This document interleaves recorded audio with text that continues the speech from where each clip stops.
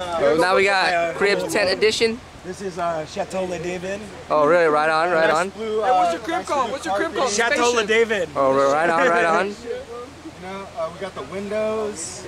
Plenty of ventilation, you know, the awning in case of rain. Right on, Keep right us on. dry. We got the gravity bong right here. Oh, our fridge right here. This is apple juice. Apple juice because we made a gravity bong Right here. Nice homemade bong with our lantern. We got a nice entryway, keep you dry. Take Right on. How much is the rent for one of these? Like $2 million a month. Oh, really? Right on. They're expensive. Say anything It's else? worth it. It's worth it. Really? How long have you been staying here for? About a month right now.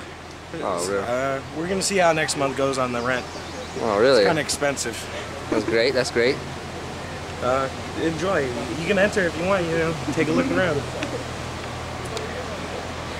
Damn, you even got the Coca-Cola bottle. I mean, no, the Henny's in there. The Henny's inside. The Henny's inside. Oh yeah. Oh. Anytime you want to come back and visit, come back and visit. But right now, you gotta get the fuck out my crib.